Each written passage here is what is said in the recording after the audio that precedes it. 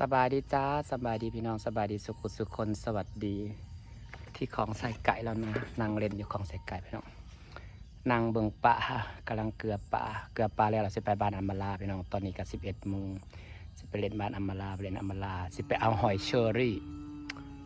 จุนาจะดอกไม้เก็บเอาหอยเชอรี่มาปล่อยอยากเลี้ยงหอยเชอรี่พี่น้องโมเมนต์ว่าเลี้ยงดอกปล่อยอยู่น้องเทิงเอื้อยนี่แหละกะเอาแยงอ้อมแล้วก็ไปปล่อยแล้วก็หายันว่าให้มันหาผักหายังเพราะว่าที่อยากเลี้ยงหอยเชอรี่คือแบบว่าปลามูลเป็นปลาที่กินหอยเชอรี่ไงกะสิเอาแบบหอยเชอรี่เนี่ยมาเกลือปลามูอีกทีลดต้นทุนเขาดิเพราะว่าเขาทับกับหอยเชอรี่เนี่ยเกลือมันเท่านึงนะทุบลงถิดหนึ่งจังไห้เท่านึงก็ได้เพราะมันสิแหนกินยังสั้นเพื่อสิเบิร์ดแต่ก็ให้ว่าอาหารปนไปนำถิ่มหอยเชอรี่ไว้นำมันจะกินแต่ละใครมันกินแต่เขาจะหอยเชอรี่มาปล่อยหอยเชอรี่มันกระแผ่เนาะพี่น้อง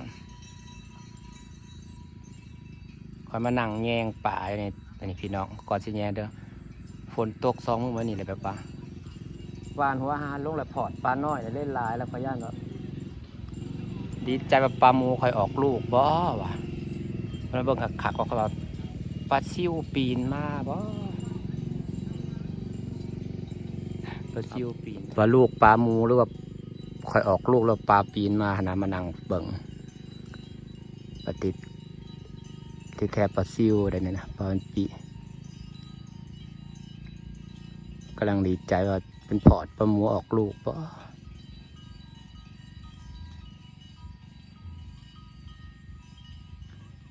บางขักก็เป็นปลาซิว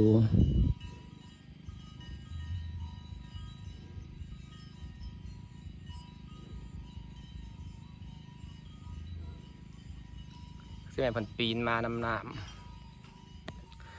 ฝนตกน้ำล้นทีบล้นแดนพี่น้องเอ้ยปลาหมูข่อยก็จักอยู่จักไปน้ำเต็มที่พี่น้องแต่มันบอกไปหรอกปลาหมูเป็นปลาที่แบบว่ามันซ่อนอยู่ในท่อพี่น้องไม่ได้ออกในท่อได้ซ้ำหนึ่งนะมันบอกออกในท่อนะเอาสิเกลือปลาแล้วก็ต้นไม้เขาก็เคี้ยวงามหมดเลยเกลือปลาแล้วก็ไปบ้านอัมมาลาไปไปลายมือเลยพี่น้องเอ้ยต้นไม้เขาก็กำลังเริ่มงามฝนแทฝนหว่าโอ้ต้นไม้มันเขียวงามพี่น้องต้นดอกกระเจียวก็เขียวงามดอกแก้วก็กำลังบานไส้เกาหลีก็กำลังเขียวจังหน่อยกับสีนาเป็นพุ่มแนมบอซอดนะพี่น้องเราจะได้กำแพงต้นไม้แล้วปลูกก่อนขึ้นเฮือนในต้นนี่ดอกแก้วกำลังออกดอกไม้พุ่มก็กำลังเป็นพุ่มนี่ไงต้นนี้ถอนหญ้ามาได้แล้วอยู่นี่ฝนแทฝนว่าถอนหญ้ายังไม่เสร็จไม่ได้ออกแต่ท่อเด้อปลาหมูเจ็บเปออยู่นี่กับปลาหมูเห็นพี่น้องอยู่นี่กับปลาหมูเห็นตะหอยพันลอยจนบอกออกแต่ท่อบัวนี่กำลังออกดอก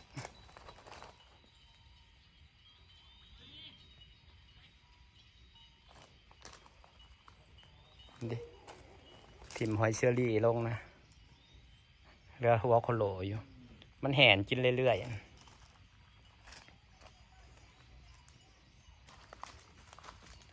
มันกินหัวอาหารบ่เปลืองพี่มันกินอาหารบ่เปลืองปลาหมูนะพ่อเลี้ยงพี่น้องแล้วเขาจะเบิ่งก่อนว่ามันสิออกแม่แพร่พันธุ์ในหรือบ่ที่เปลืองหัวอาหารนี่เปลืองน้ำปลานิ่นเด่นปลาหมูนี่มันสีมันบอกมันกินก็แจกๆมันแบบคือว่าปลาตัวน้อยเนาะท้องมันนี่น้อยนึงขนาดปลาเป็นเจ้าเนี่ยเขาทิ่มหัวหอยเชอรี่ลงซองหัวน่ะเป็นถิดกับเบิร์ดมันแหนกิน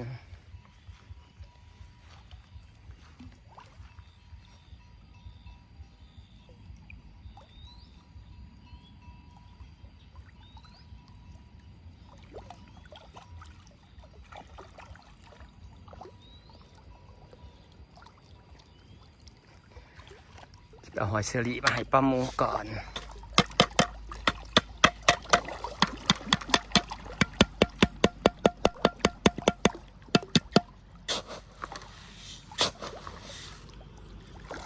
ขอเรียกก่อนนะ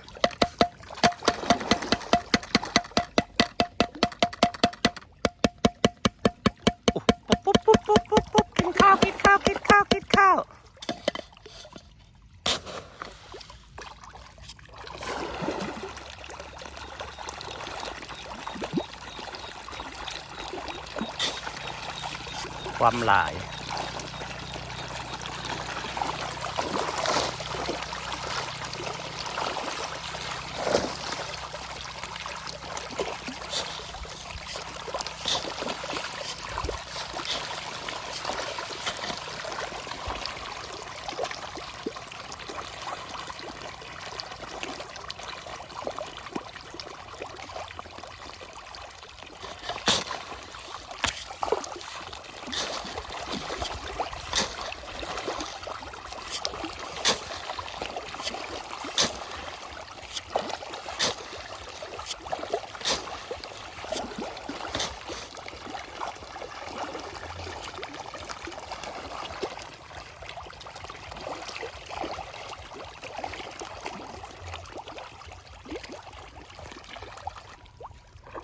ความหลายของป่าพี่น้องเอ้ยหลายแท้หลายว่ะ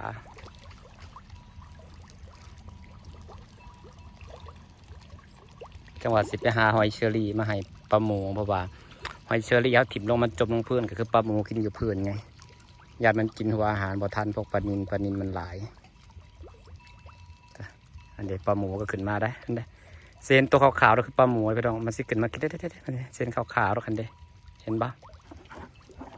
ขาวนะปลาหมู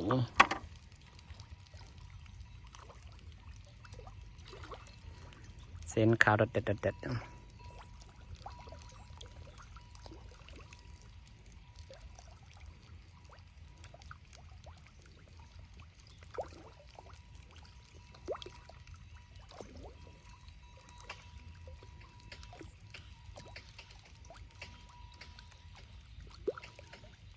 พี่น้องพอกันบ้านอำมาลาแต่สีขาวบดนอนแถวนี้นะ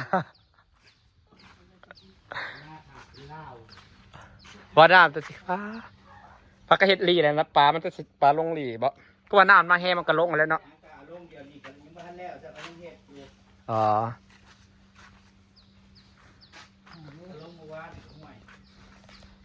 น้ำโมว่าเนี่ยมันลายเนาะเขาลงนี่ปลาพวกปลาเค็งหน่อยปลาเนี่ยเนาะปลาเค็งหน่อยปลาขอหน่อยแต่สิหลายไม่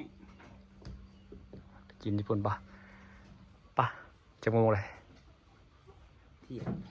กินข้าวแล้วปะ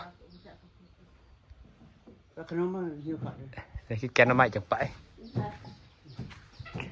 แกงน้ำมันยังปะบุญแกงน้ำบงปะน้ำไม่บงปะ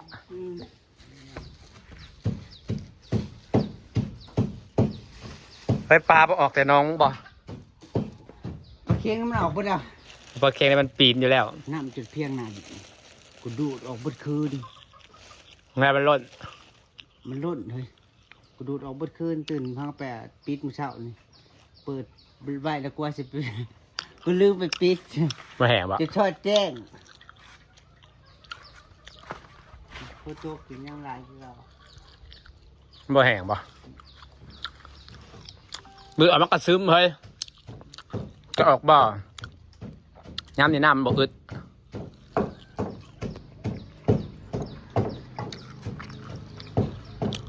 มันย่างไปช่วยนึง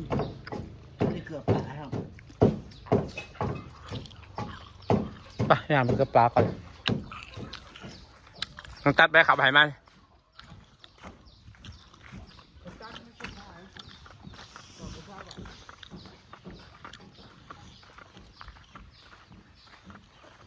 ไม่น่ามัน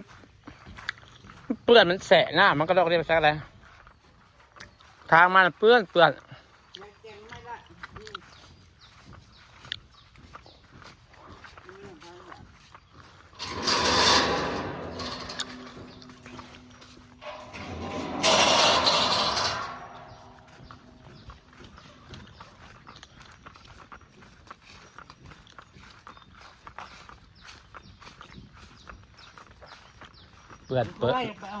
หอยนายใหม่มันบริกินหายไปละตัวจิ้มมันแหละบอกว่ามันโพสถึงกะละมังหนึ่งมันนอนไปเชื่อซ้ำหัวเลยไม่กินเนาะ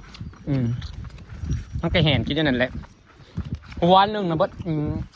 ปลาจำกูมาให้มึงนะทีมโล่งจะหาหัวทีมโล่งจะถิดละ10 หัวนี่มันเห็นพอสิเบิร์ดมันเห็นกินนะกูไปเอาหัวหอยน้องไม่กินนะสักคนนะหัวหอยมันกินเบิร์ดหอยยังกระสางมันถิดไม่กินให้สักคน บางทีมันก็ขึ้นกันโมมี่มันก็ขึ้นมากินหัวอาหารเท่าว่านนั่นแหละมันกินได้เบิดแต่มันกินบ่เปลืองปลาหมูนะมันกินอาหารบ่เปลืองคือมันสิเบิด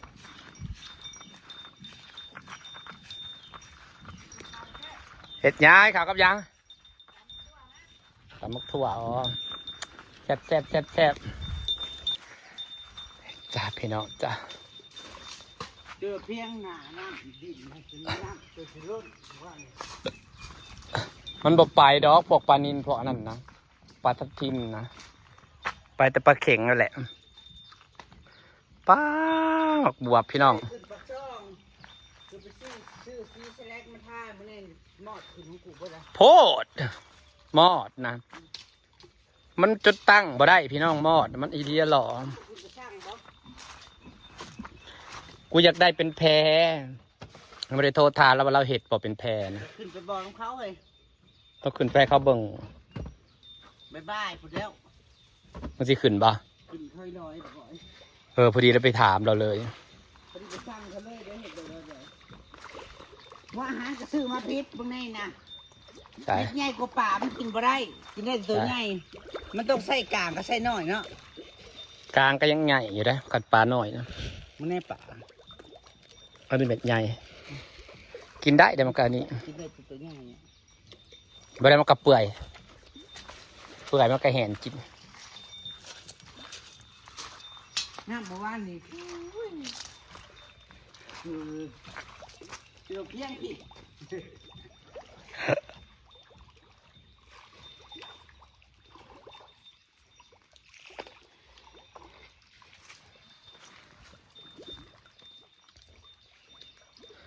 ปักซองมันมีปลาขายปลาทับทิมบ่เนาะ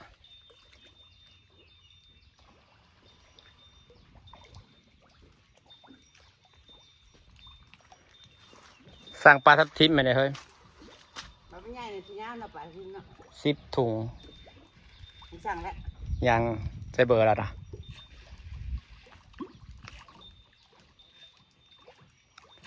10 ถุงมันสิหลายอยู่ปะ นี่จะแทน ฮะ 10 ถุงแล้วก็แทนถุงนึง ถุงนึงบ่ได้ประมาณจักโตะ ก็10ก็โตแล้ว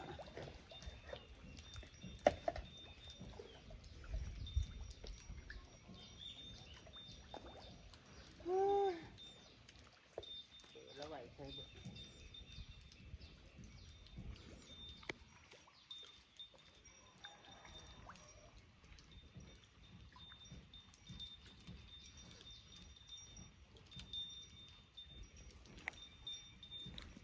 พี่น้องจะเดี๋ยวจะไปบ้านดอกไม้ขอฝากบรรยากาศไว้สักนิดนะจ๊ะพี่น้อง